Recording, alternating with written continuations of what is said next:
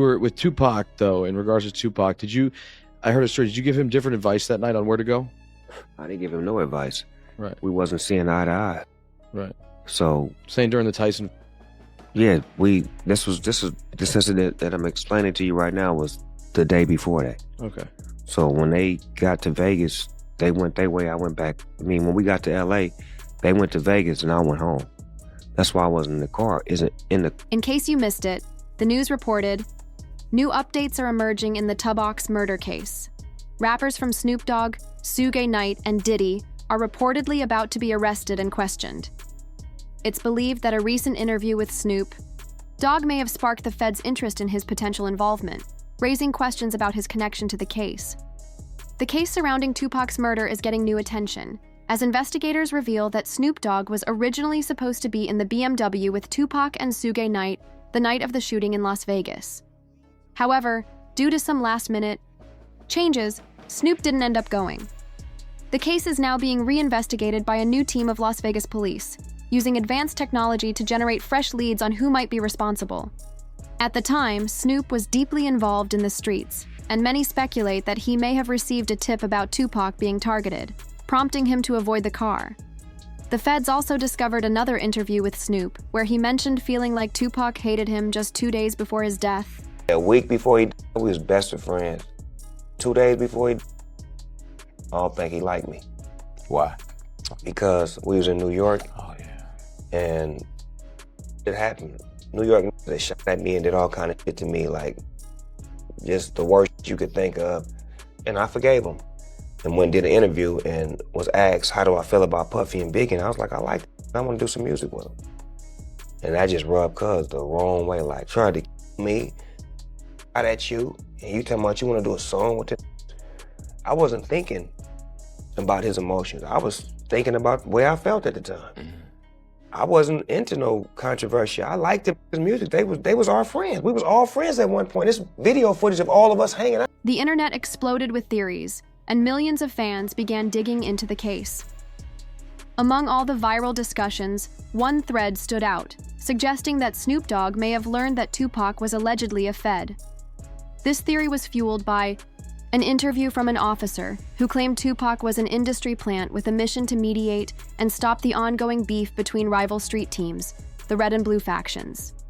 Well, it turns out when I talked to Tupac's longtime mentor, political mentor, former Black Panther Chokwe Lumumba, who was his first business manager, he's told me, I basically asked, well, was Tupac only pretending to be in order to appeal to gangs and politicize them? And he said yes.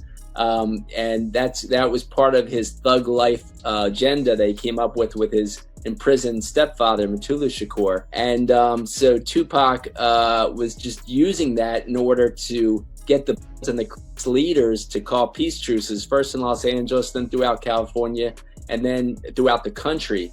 And that was why he was pretending to be this type. And really, he was just an intellectual. The theory suggests that Tupac's death might have been part of a failed plan, which could explain why Snoop chose to avoid being near him in Las Vegas that night. This theory also delves into claims that Tupac might still be alive, a topic that was never fully investigated until now. The viral thread points to a 2010 interview with rapper Trey, who was a close friend of Tupac. During the interview, Trey casually mentioned that the last time he saw Tupac, he was in Cuba. The twist came when the cameraman forgot to turn off the recording after the interview, and in the footage, you can hear the interviewer asking about Tupac. This led to speculation that Tupac may have faked his own death. So if you ain't ready for it, get on the sidewalk. One last question. Tupac's still alive. Nobody knows. Y'all good? Yeah, we good. Thanks a lot, man. We good. 2 weeks after Trey's interview, a video surfaced on a news website, supposedly showing Tupac in a parking lot in Cuba. The footage showed him interacting with fans, and the theory that Tupac was alive in Cuba began to take off. This created the Tupac is alive in Cuba theory, which has remained one of the most discussed theories in the years since in 2025. With new technology shedding light on the case, even more startling revelations have come to light. Suge Knight, who has been outspoken on the topic, has agreed that Tupac is alive Over the last 2 decades, Knight has spoken in interviews suggesting Tupac is doing well. One interview, in particular, adds weight to this claim, where Suge said, "When I left that hospital, me and Tupac were laughing and joking. I don't see how someone can turn from doing so well to doing bad." And when I left that hospital, me and Pac was laughing and joking. So I don't see how somebody can turn from doing well to doing bad. So you seriously think that he might still be alive? I'm gonna tell you this, Pac, you never. According to police records, Tupac was allegedly in a deep sleep at the time, raising questions about how he and Suge could have been laughing and joking if Tupac was unconscious. This inconsistency has led to doubts about the official story. However, when you look at a 2008 interview with Suge Knight, he once again made the same claim, saying Tupac was alive and doing well. This repetition over the years adds weight to the theory that Tupac may still be alive, further fueling speculation and confusion surrounding his death. He was conscious on the way to the hospital. He was conscious on the way to the hospital. He was conscious in the ambulance. He was conscious after they did the surgery. What was the last thing that he said to you? Over the span of 10 years, Suge Knight consistently stood by his claim that Tupac was alive and well. But after a 2008 interview where he reiterated this, Suge nearly lost his life in a nightclub shooting, where a man fired 6 times at him. Suge was reluctant to speak to the police, suspecting that the attack was a result of him publicly discussing Tupac. The situation took an even darker turn in 2018, when Suge Knight Jr. echoed his father's claims. He posted on Instagram saying that Tupac was alive and living in Malaysia. Afterward, he shared a chilling screenshot of a text conversation that read, "You have said too much. It's now time for you to go." This led many to believe that speaking out about Tupac's alleged survival had serious consequences, deepening the mystery and the risks involved. This is when Suge Knight Jr. began to panic, posting several photos of Tupac alongside modern-day celebrities like 50 Cent and Beyoncé, seemingly trying to show that someone was after him. In one of the photos featuring Tupac and Beyoncé, he captioned it, "He never left us, but they'll be after me soon." While some people believe this was all a publicity stunt by Suge Jr. to gain attention, the timing and the nature of his posts have added fuel to the already intense speculations surrounding Tupac's alleged survival. Others believe it to be true, as Suge Jr. would have the most knowledge about the case, considering his father's involvement and proximity to the scene. However, upon investigating the crime, you begin to notice inconsistencies. On September 7, 1996, Tupac was in Las Vegas with his record label head, Suge Knight. They went to the MGM Grand to watch a Mike Tyson match. Afterward, they spotted a rival in the hotel lobby, leading to a confrontation, which was the start of a chain of events that would unfold. KPD, along with his nephew Orlando Lane Anderson and 2 other friends, were also present. And their entourage went to the Mike Tyson at the MGM Grand. Keefe D and his nephew, Orlando Lane Anderson, and 2 of their friends were also there.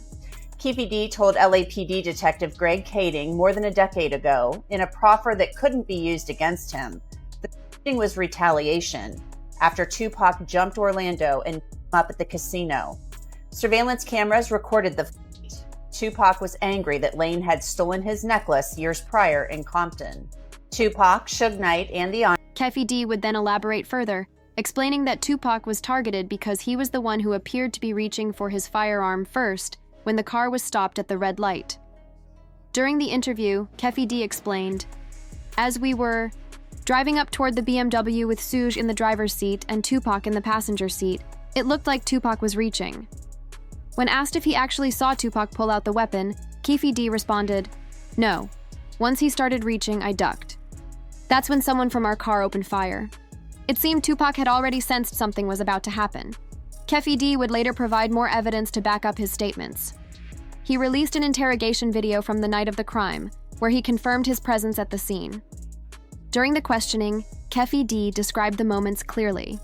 He recalled, 'Lane starts, you say he looks over, he sees you, and he looks right at you.' He continued, describing the chaos. 'When he looks over at you and then you know Tupac's. Busy getting evidence story is Tupac's trying to either get out of the back seat or something.' What do you see happening inside there? Keffi D explained. I seen him going towards Zug again. I thought he Orlando crossed, Dre. A Bubble Up was a driver, and Baby Lane and Freaky were in the back seat. We was just all in the car together. Just say that. This was the white Cadillac. Yeah. So you guys are driving around, and then you hear these girls say, Tupac, Tupac. Got to the light. He was going to go drink, and he happened to be hanging out the window. He's hanging out the window like he was in a parade. Tupac. Yeah, he was. So what happens next? You said that as you're driving up towards the BMW, with Suge driving and Tupac in the passenger. The situation surrounding Tupac's death and the subsequent developments, including Keffi D's involvement, has always sparked intense speculation. His book, Compton Street Legend, and the numerous interviews he's done hinting at his participation only add fuel to the fire, leading fans to question whether there's more to the story than what's been officially stated. The idea that Tupac might still be alive is an enduring theory, one that's been fueled by the timing of certain events and statements, like the mysterious photo of him in Cuba, and Suge Knight's consistent remarks over the years suggesting that Tupac is still alive. As for Keffi D's recent arrest after decades, it could raise suspicions, but it's also possible that authorities are simply revisiting old cases as new evidence and technologies come to light. Sometimes, long unsolved cases can be revisited, especially when key witnesses or suspects come forward with new information, like Keffi D did. However, given Hollywood's penchant for secrecy and intrigue, it's easy to see why people might lean toward the idea that it's all part of a larger cover-up, even if that's not the case. Ultimately, whether Tupac is alive or not is still uncertain, with many seeing inconsistencies and gaps in the official story. While some may hold on to hope that he faked his death to escape the limelight, the reality may be more tragic. It's a mystery that may never be fully solved, leaving people to wonder, was it a cover-up or the truth? The evidence will keep fueling both theories,